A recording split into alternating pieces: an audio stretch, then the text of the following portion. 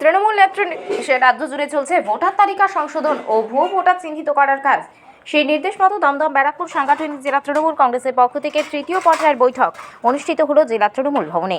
জেলা ভবনে তৃতীয় পর্যায়ের বৈঠক শেষে সাংবাদিকদের মুখোমুখি হয়ে পার্থ ভৌমিক বলেন, যাদের ভোটার তালিকা সংশোধন ও ত্রুটি ধরার দায়িত্ব দেওয়া হয়েছিল তাদের সাথে আজ তৃতীয় পর্যায়ের বৈঠক হলো এবং এই বৈঠক শেষে তিনি বলেন, এই কাজ প্রায় 85% শেষ হয়ে গেছে। বাকি কাজ শেষ হওয়ার পর সম্পূর্ণ চিত্র হাতে আসার পরই তিনি বলতে পারবেন এই ব্যারাকপুর দমদম সাংগঠনিক জেলায় কত ভুয়ো ভোটার রয়েছে। তবে ধর্মের ভিত্তিতে বিজেপি ভোট ভাগ করতে চাইলেও তার কোনো ফল ব্যারাকপুর দমদম সাংগঠনিক জেলার 14 নম্বর বিধানসভায় পড়বে না বলে তিনি জানিয়ে দিয়েছেন। শ্রী মদন মিত্র, শ্রী রাজ চক্রবর্তী, শ্রীমতী মঞ্জু বোস, সুবোধ অধিকারী, সনদ দে এবং রফিকার রহমান এবং জেলা সকল স্তরের নেতৃবৃন্দ আজকে আমরা উপস্থিত হই। চেয়ারম্যানেরা ছিলেন, আমাদের সংগঠনের সভাপতিরা ছিলেন এবং যারা ভোটার লিস্ট করার দায়িত্ব পেয়েছেন বিভিন্ন জায়গায়, সেই সমস্ত ওয়ার্ড এবং ব্লকের সুপারভাইজাররা ছিলেন। আমরা সামগ্রিকভাবে পর্যালোচনা করলাম যে আমরা কতদূর অবধি কাজ করতে পেরেছি আর কোন জায়গাটা আমাদের এখনও কিছুটা খামতি রয়ে গেছে। যেখানে খামতি রয়ে গেছে সেখানে আমরা সমস্ত স্তরের নেতৃবৃন্দ ঝাঁপ দেব।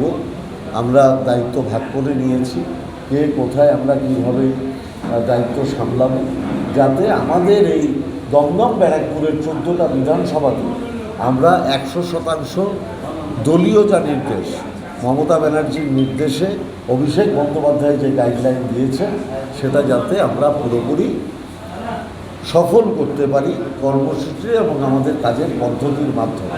এইটুকুই আমাদের বলা। এখনো কতখানি কাজ এগিয়েছে, কতটা এগিয়েছে আর কতটা বাকি আছে কোন কোন এরিয়া?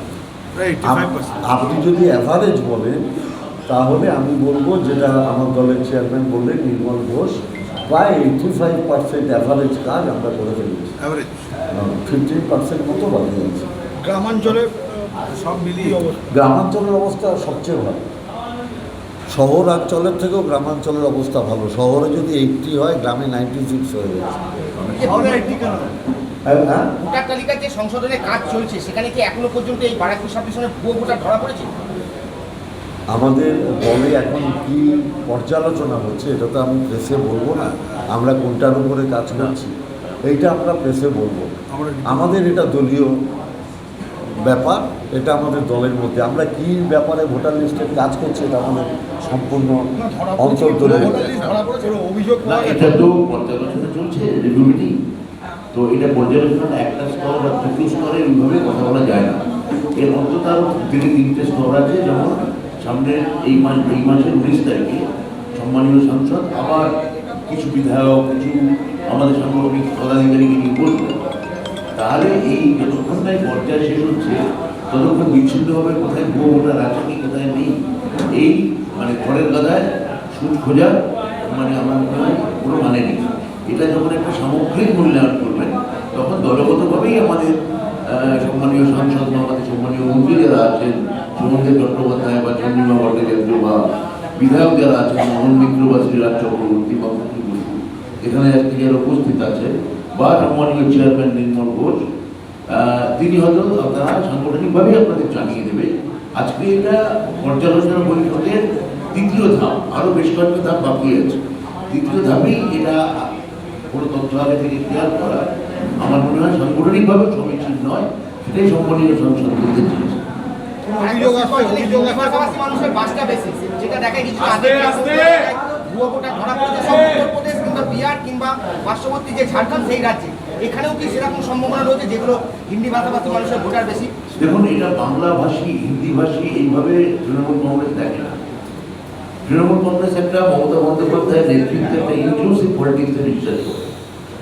তো কেউ সেখানে আপনি কি গ্যারান্টি দিয়ে বলতে পারেন যে যারা পাঁচের রাজ্যে ধরা পড়েছে তাদের মধ্যে বাংলাভাষীও কেউ নেই? ফলে বাংলাভাষী হিন্দিভাষী এই বিভাজনটা আপনাদের এই ন্যারেটিভটাই তৃণমূল কংগ্রেস মানে না। তিনি বাংলার ভোটার কিনা, আমার কাছে এটাই কথা। তিনি যদি বাংলার ভোটার হন তিনি ভোট দেবেন, আর তিনি যদি ভোটার না হন, তিনি ভুয়ো ভোটার, তিনি যদি ভোট দিতে যান, এই তো আমাদের কথা। ডাক্তারবাবু, এবারের ভোটে পোলারাইজেশনের একটা হাওয়া তুলে দেওয়া হচ্ছে, হিন্দু ভার্সেস মুসলিম, কি বলবেন? আমার মনে হয় যে এই ভোটটা তো দেরি আছে, এটা কোনো হিসাব তুলে দেওয়া না।